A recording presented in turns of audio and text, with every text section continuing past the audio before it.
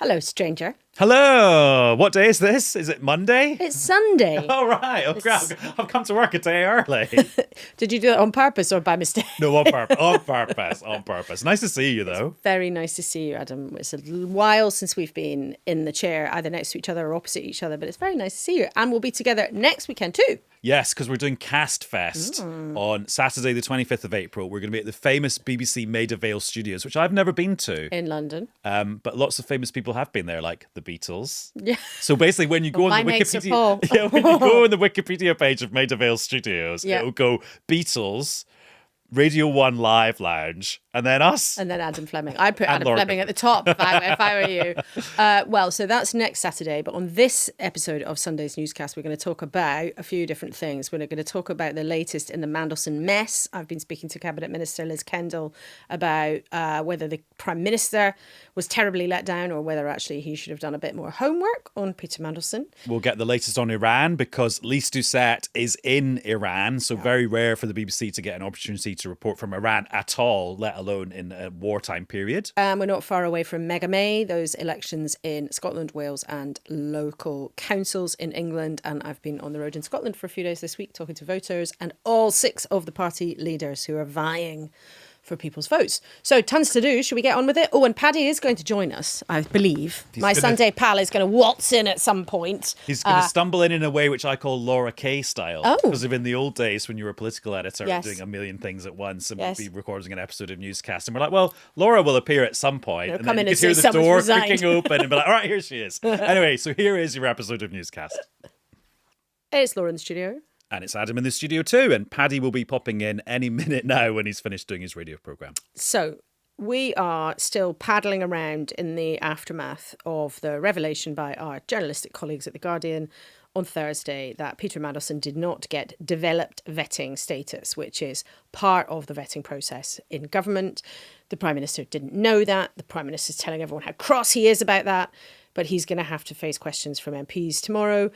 Ollie Robbins, though, the senior official who knew and didn't tell the Prime Minister, this is a bit like an Agatha Christie, he will then have his say on Tuesday. And I expect that he will say pretty firmly, as far as he was concerned, he didn't do anything wrong and he followed the existing legal process. And so he's definitely going to be at that committee on Tuesday. That's our strong expectation. Yeah, because you're not legally kind of obliged to turn up if they ask you, are you? I'm sure that he will be there because apart from anything else, he is somebody who would see himself and his allies would say, and I think most people would say, that he is somebody of, renown and integrity. He's somebody who gave up a job where he was earning gazillions of pounds to come back to government. So I would be amazed if he just sort of disappeared off into the night and didn't want to, in a formal setting, not by blabbing off to some journalist, although, Ollie, if you're listening, obviously we'd love to have you. He has a formal opportunity to put his view on the record. And someone else who's coming on the record, Paddy, and you are waltzing. Hello. Sorry I'm late. But this morning was the first time, after Keir Starmer told everyone how angry he was, that we had a chance to put sort of detailed questions to cabinet ministers about exactly what happened. Liz Kendall had the very long straw of being in the chair this morning when all this saga is unfolding. And she was adamant that the Prime Minister basically has done absolutely nothing wrong. She was saying, well, Number 10 were doing what they could. They did sort of ask for information. She wouldn't, though, be drawn specifically on whether or not the Prime Minister had asked about this vetting himself before he said in public the security clearance had taken place and he'd given it. Essentially, she was saying he was misled, although she didn't really want to get into whether or not he felt he'd been lied to. So this was one of her quite careful answers about what happened. My question is here, when the Prime Minister stood up after months of controversy around this appointment, having promised the country he would get to the bottom of everything that happened, having been forced by opposition parties to say that he would publish everything, Had he not bothered to check what had happened with his security clearance when he stood up and told the country that it had given him clearance for the role? And that's because he was given this, what's called developed vetting status.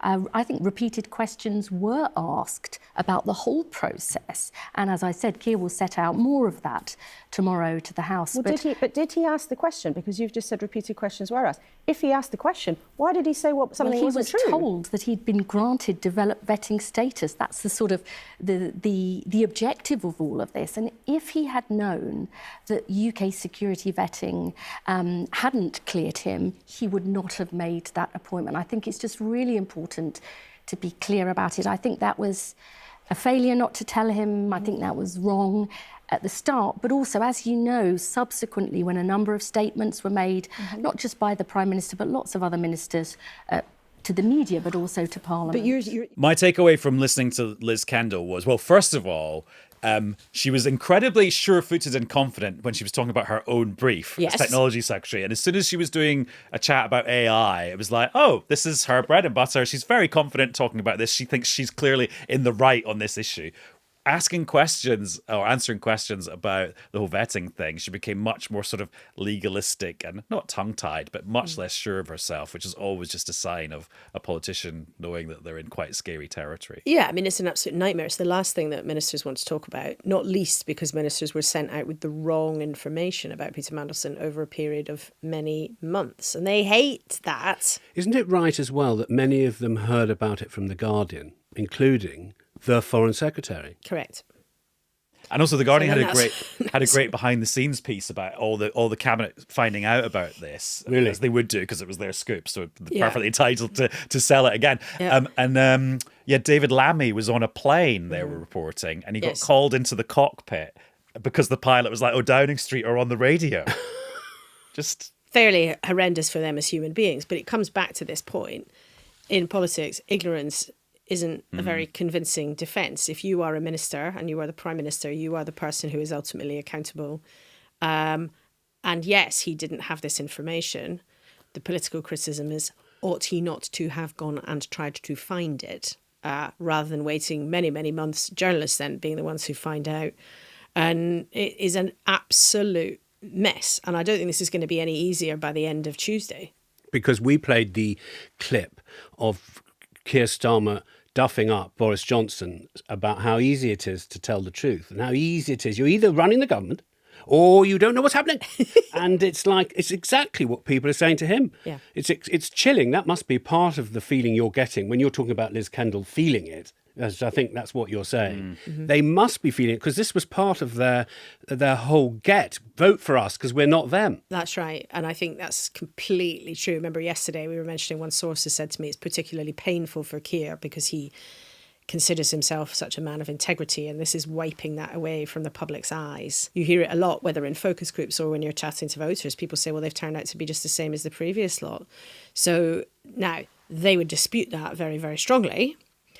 But here we are, months on, not just the government having to deal with this issue, which is hugely embarrassing and pertains to all sorts of really unsavoury things about the connection of a senior, well-known Labour figure with the disgraced dead paedophile. I mean, that in and of itself is a horrendous thing for them to have to deal with. And was also the case before any vetting or any diligence was done or any process was got into. Now you have questions of competence. So yes, this terrible thing happened that may or may not have been their fault in the first place, but the continued failure to get on top of this. And one of the people we had on the programme this morning was Helen McNamara, who, was the guarder of the government's dirtiest secrets for a long time because she used to run the vetting unit, the propriety and ethics department in the Cabinet Office. And I'd love to know all the secrets that she has, but she's got far too much integrity to ever spill them. And it would also be illegal, and it would be, as we learned in yesterday's newscast. And it would be illegal, which of course is part of Ollie Robbins' defence, is you're not allowed to share the facts, the full facts of vetting with anyone. But her view was actually one of the things that's really gone wrong here is the government just has not been able to get on top of this. She's like, you have to, if something like this happens, you get everyone in a room, you say, what happened? When did it happen? Who did what? You get a file of the documents, you get ahead of this. And this saga has been running since September. Like, this is not new. And still the government hasn't been able to get ahead of it. And, they're the ones with the documents. Adam, newscasters, do they say, what about student loans? What about the price of petrol? What about, will I ever be able to buy a house? I'm 28. Will I ever be able to buy? What about mortgage rates? When you see all the messages, because I know you see all the messages every day, do they feel that we've just abandoned life in the British street by talking constantly about Downing Street? That's a very good question. And I feel like that's the sort of job interview question. I am always torn with these stories because sometimes I think Westminster maybe spends too much time obsessing over minute details that to a normal person might seem quite obsessive. But it then took me a few years to just accept, but that is the system that we've got. And actually, one of your jobs as Prime Minister is to avoid situations where the entire Westminster can fixate on something about who said what to who and what email didn't contain what attachment about what risk assessment document in some process that no one had ever heard about anyway. So actually one of your jobs is just to prevent these things happening, which goes back to your competence point. Yeah, I mean, it's about the ability to govern, isn't it? Making big decisions like who you hire to be the ambassador in Washington. If you're going to hire somebody who's a risk, well, then you have to be prepared to deal with the risks crystallizing. Yeah, and that's the fundamental misjudgment at the beginning, is that they made a calculation, the Prime Minister and his former Chief of Staff, Morgan McSweeney, that everybody knew there was risks, but they believed the risk could be managed. At the time, we should also say this, there were plenty of people going around the place saying, it's really quite canny to send Peter over there. It's going to be terribly successful. And we were talking about this yesterday. There was a moment where it was a bit of a purple patch and it looked like it actually it had some dividends. It did then, of course, backfire horrendously. And politics is a business of risk. But just to your point about, does the lobby, my marvellous friends at the lobby, where I spent many happy years working in the press pack in Westminster, does the lobby sometimes, frankly, go completely bananas over tiny details or processy things that actually might not make that much difference to the price of fish? Yes, of course it does. But as Adam says, it comes from a place where it's about covering, revealing, reporting on whether or not the government of the day is an effective organisation. And in this case, it's about whether or not the Prime Minister's word can be believed. And there's almost nothing more important in politics actually about whether or not you can believe what leaders say. And many of the public think you can't believe what leaders say. But it's come round to, there was a time when in British politics they were quite careful of accusing each other of lying. We have totally jumped the shark there. Taboo has been busted. Right. And we were asking, the Conservatives and Reform this morning whether they actually had evidence that the Prime Minister was deliberately misleading people and lying to the public. This is what Alex Burkhardt, who's a senior Conservative, had to say. What he said in February to Kemi in the Commons was that when she asked him about the security vetting and whether it had thrown up anything to do with Epstein, he said yes. Now that strongly suggests that he did know something in February and he's now claiming he didn't know it. And that would be a dishonesty. But what is your evidence that he deliberately lied about the specific security vetting issue when it comes to the developed vetting, to use the jargon, which that's the issue at hand here? If he knew in February, he's lying now, right? Because if he knew in February, he can't now say I didn't know anything about it until Tuesday. And your party said on the record I'm pointing to evidence lied. that I'm pointing to Hansard. I'm pointing to what he said in the Commons and what he said to journalists. We also know that Dan Hodges from the Mail and David Maddox from the Independent raised the fact that serious flags had been raised with Mandelson's security vetting 7 months ago. So the idea that nobody knew about this, I think, is for the birds. What we're going to find out over the course of the next few days is who knew what and when. But whatever we find out, we know that the Prime Minister was in possession of enough facts when he made the appointment that he should not have made it. And he will not take responsibility for it. Everybody else is being thrown under the bus. He's lost his Chief of Staff, he's lost his Head of Comms, he's lost the Cabinet Secretary, he's now lost the Head of the Foreign Office. Why will the Prime Minister not take responsibility? My prediction for the next few days, having lived through quite a lot of these stories, is that people will still be desperate for like the smoking gun email that just proves beyond doubt this is what happened. I just think that probably will not exist because that's just reality's not that simple. But equally, because people will be talking a lot, new things will emerge that then people can talk about. And so the situation will become both more newsworthy and less newsworthy simultaneously. That's my prediction. Well, I think that's quite likely, although I do think it will be, I think the Prime Minister will vent his spleen. He will say how terribly angry he was. Kemi Badenoch will accuse him of misleading people. And that's Monday. And then on Tuesday, and I'm predicting, and next weekend, if we get this completely wrong, we'll happily say we've got this completely wrong, because we like to do that at the weekends. And during the week. Accountability is a weekday thing too. You don't get things wrong in the week. There is that. We only get things wrong at the weekend. We get things wrong all the time, and then we pick it up, and we say, well, we got it wrong. Yeah. We do a lot fewer impressions as well, I've noticed, from listening to yesterday's. You're lucky we got 9 minutes in today before we got to one.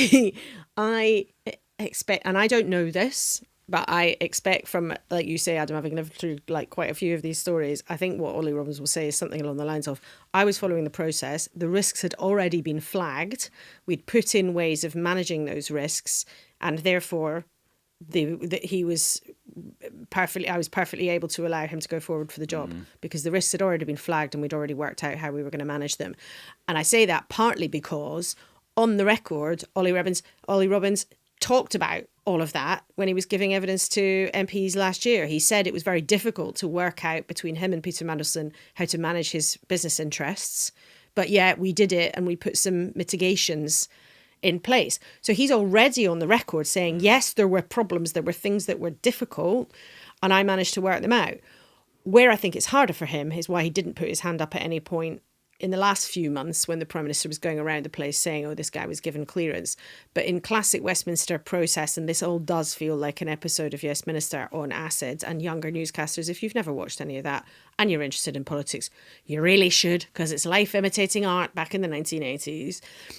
Some of it, I think, will come down to a definition of what the vetting process is. Is the vetting process the whole system of checks and conversations and references and reports from the Cabinet Office and reports from the spooks and all the rest? Or is the vetting process, which the original Guardian story was about, that narrow process of what's known as developed vetting, which is a very specific form of security checks with in-person interviews, looking into your financial records and all of those things? Ollie Robbins, I think, reckons that he followed the overall vetting process and was happy that Mandelson could go forward to be ambassador, even though he failed that narrow, specific part of the vetting process. Right, let's develop this episode of Newscast and talk about the situation in Iran. Paddy, you were catching up with Lyse Doucet on BH today. Yes, so two things are happening which are part of the same story. Iran is strangling shipping again in the Strait of Hormuz, having briefly reopened it 36 hours ago.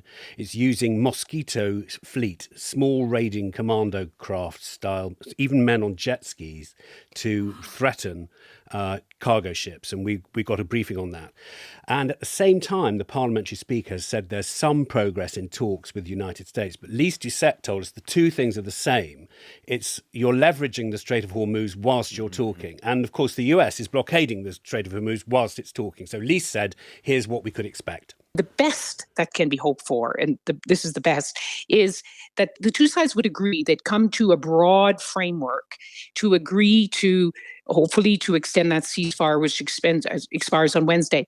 And then there would be a period, an extended period of detailed, in-depth discussions, possibly for 60 days. That may not be enough to narrow the gaps, but it may be enough to keep that ceasefire in place and to give a sense that while they're ready for war, they are still ready for talking. And I think that's something to hold on to. This is a long-term horizontal escalation and weaponization of the Strait of Hormuz, because Iran sees this as a bargaining chip in the long run, an enforcement mechanism that it can turn on and off. So I'm afraid the future looks bleak if we want to think of a day when there's ever going to be a return to the free flow of maritime traffic through this strategic waterway. And it's great that you had that reporting from Lyse on the ground, Paddy, because this is such, every day, every week, every month now this goes on. The effects are felt by all of us. This isn't something happening in some far off land or some far off waterway. Well, it is technically, but it's something it's colouring everything that's happening in this country as well. Yeah, because everyone talks about the price at the pump. And then if you really go one step further, I think you've covered this as well, you have to look at fertilizer, you have to look at urea, and suddenly you know that everything is in the global economy still based in a large proportion on fossil fuels. Where do fossil fuels come from? I wonder. Should we drill in the North Sea? We have some fossil fuels there.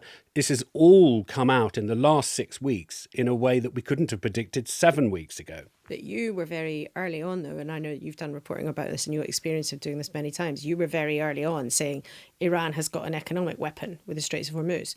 And that is with the Strait of Hormuz. Sorry, it's not a plural.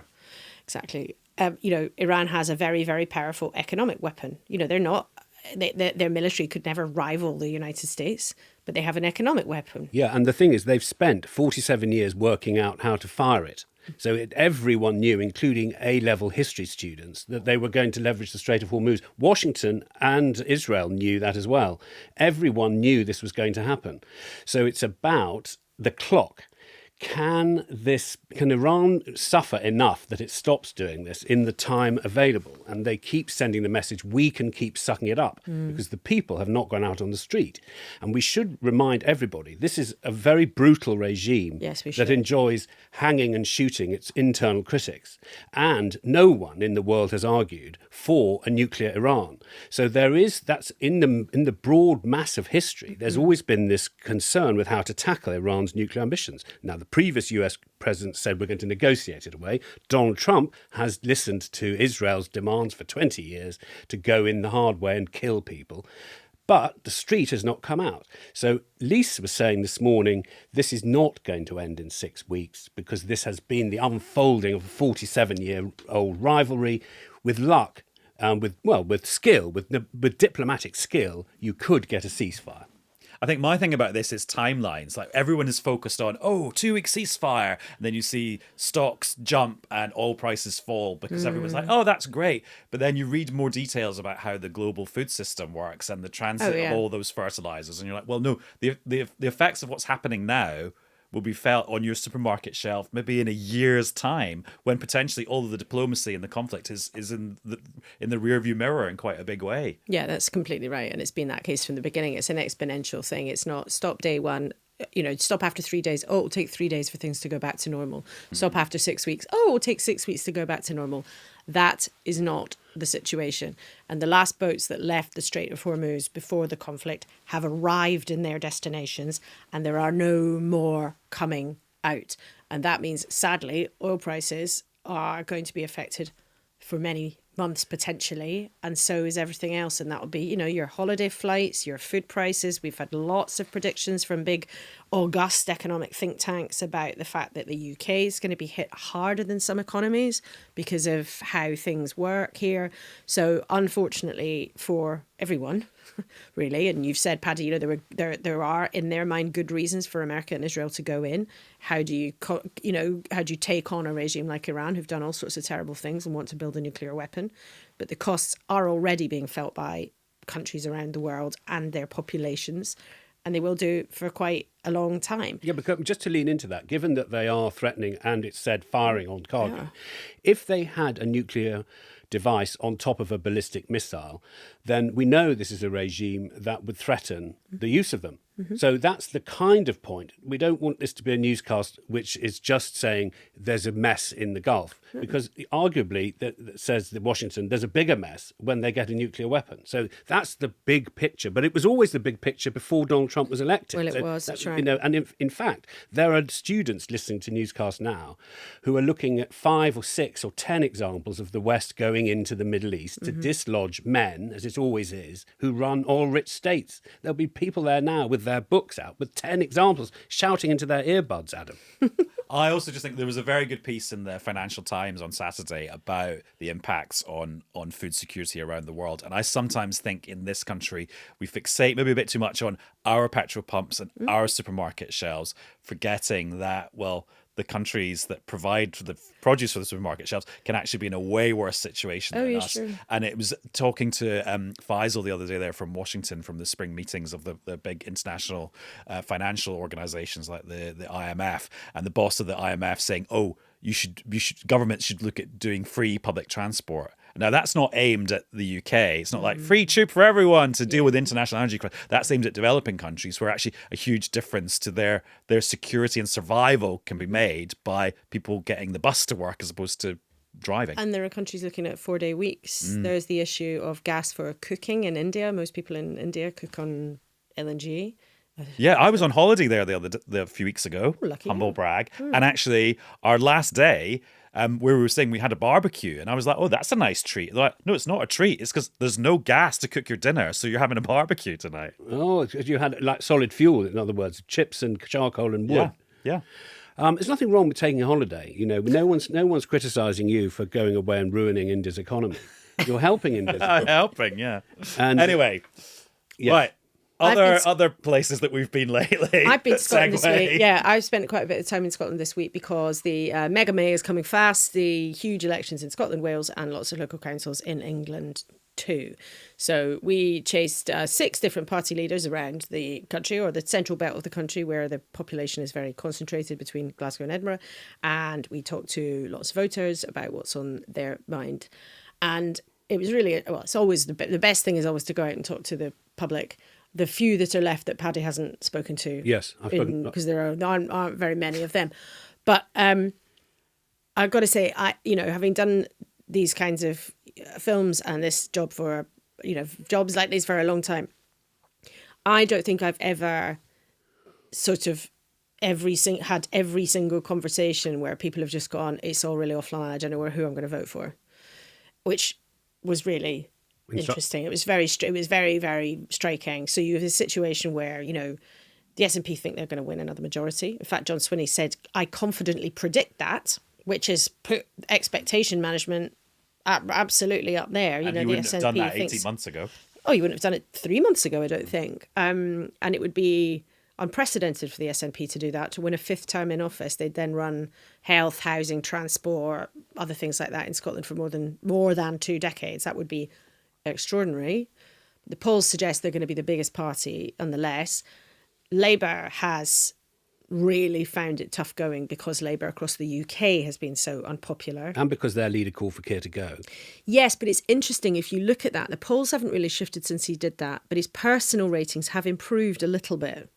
So they kind of think, well, they didn't really have any choice, because or else every time he opened his mouth, he was getting a question about why Keir Starmer was so terrible. He had to at least try to separate Scottish Labour from Westminster Labour, but has that backfired or not? Who knows? And it hasn't changed the overall calculations. Then you've got Reform, who've had quite a lot of problems in their campaign, very hopeful of making a big impact in Scotland for the first time. And one of the interesting things about that is, for years, sort of the established parties in Scotland have sort of thought, oh, well, we don't really have to worry about, that sort of English right wing, sort of Eurosceptics or Reform. They're not going to, oh, no, we don't have to sort of worry about that in Scotland. That is not the case. Is there a geography where the Reform is centred in Scotland? They are. Well, it's funny because actually what the Lib Dems said to me is, oh, half the map's going to be gold Lib Dem after the election. Because some of the constituencies are huge, and not because there's loads. Right, and I thought, oh, you're being a bit cheeky there. So, Reform is not making, it doesn't appear to be making gains. There are, the map in Scotland is different. It doesn't look like Reform's going to sweep the Highlands. But in the central belt, where you've got those constituencies either in or around the edge of the big cities, they're very hopeful of making gains around the east end of Glasgow, for example. They're making a big issue of immigration. Glasgow has had a lot of asylum seekers dispersed there, so they're trying to make an issue of small boats in the west of Scotland, even though boats have arrived on the south coast, but they're making the case that proportionately the urban west of Scotland is taking more of a hit, taking more migrants than other parts of the UK. So Reform really wants to make inroads. The Greens hope to do well too, but it's interesting. The Greens have been in government before in Scotland, and then they fell out with the SNP over gender reform and various other things. They have got new members, but you don't get that sort of massive, buzzy, green Polanski kind of surge in Scotland that they've had in other bits of the UK. So that's quite interesting. Because they're kind of old school. Yeah, well, they've been around. They're old and new to Scottish voters. Yeah. As that's you right. keep reminding me, some of whom voted for them age 16. Yeah. And we keep talking about the younger voter. Well, guess what, dear English journalist? The younger voter is younger in Scotland and in some other parts of the devolved nations. But the thing is that it's really educational, because actually what we're saying is Scottish politics is fascinating. And I wonder, is this the most boring question you've both ever been asked? Should we name all 6 party leaders in Scotland as just for the Yeah, we can do that if you want. So I was going to make a point about the Tories. So the Tories under Russell Finlay, they said to us that they're still having a hard time because of everything that happened in Westminster over the last 14 years. They're still sort of struggling with that legacy. Yeah. So even though they'd taken a very lovely Labrador on the campaign trail, of course, was who then knocked over the candidate, which is a funny piece of telly if anybody watches Lab's back on lab. iPlayer. Lab's gonna lab. But yeah, we spoke to Gillian Mackay from the Greens, Russell Finlay from the Tories, Anna Sarwar from Labour, Alex Cole-Hamilton from the Lib Dems, John Swinney from the SNP, and Malcolm Alford from Reform. Is that 6? Yeah. And I'm going to test you on that next week. Yeah, I'm going to learn that by next week, because I didn't know all 6. Then I'm going to ask you about the Welsh ones, because we're going to Wales next week. Well, we should know. Well, why don't we leave the listeners hanging for that? No, we should know, shouldn't we? That's the whole point. Well, I will by May the 7th, that's for sure, because I'm going to have to be wanging on about it on TV for several days. I love boasting about my Scottish politics interest. In a second, you're going to tell us you had a buttery in Aberdeen when you were a student there, are you? Winston Churchill was MP for Dundee. He was. And was beaten by a prohibitionist candidate, an anti-alcohol candidate. And we haven't even begun to talk about Scottish politics. We haven't, so it's good to do it now, and I hope we do so again on Weekend Newscast before it actually gets to the election, because it's really important, not least because primarily, of course, it matters to who runs public services and sets income tax in Scotland. It also will alter the chemistry of what happens in UK politics afterwards. And Keir Starmer used to say that the path to a Labour election victory begins in Scotland. But a terrible Labour loss in Scotland and in Wales could lead to a path to a likelihood of Keir Starmer being off sooner than he would like. But we don't know. I'm going to say goodbye rudely because I have to go and film something for the elections. But you're doing a reverse, Laura Kay. Rather than arriving unprompted, you're leaving. Well, I'm going to leave early because you said I used to stumble in, and I've taken offence that you did. You said stumble. Outrageous. I don't think I said stumble. You did say stumble. Check the record, please. You said stumble, and it was noted. No, I didn't. And then I said Paddy's now waltzed in elegantly. So I'm going to go. Just be like drinking behind the bins or something. Right, bye. Bye, Laura. Is that the end anyway? It is, but Paddy, I was going to set you a little task as Laura elegantly departs the studio, like a ninja creeping out. I've noticed there's a bit of a cliche about the Scottish election coverage, and it started with Douglas Alexander. And I remember interviewing him last year, and he said, the SNP have been in power since before the iPhone was invented. And that's become such a meme now. Everyone says, the SNP have been in power since before the iPhone was invented. We need to come up with another yardstick, something that was invented in the meantime, because I'm getting a bit sick of hearing that iPhone soundbite. Yeah, I will happily... Also, it's an advert for Apple. We need to come up with something else. Yes, exactly. Yeah. I will happily come up with that, because there'll actually be like a matcha.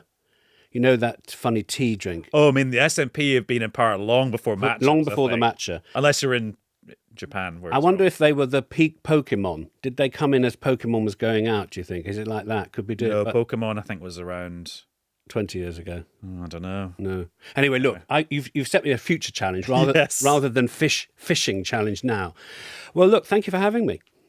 No, thank you for having me. No, it was you who had me. Right, that's all for this episode of Newscast. I will be back with another one very soon. Bye-bye. Bye.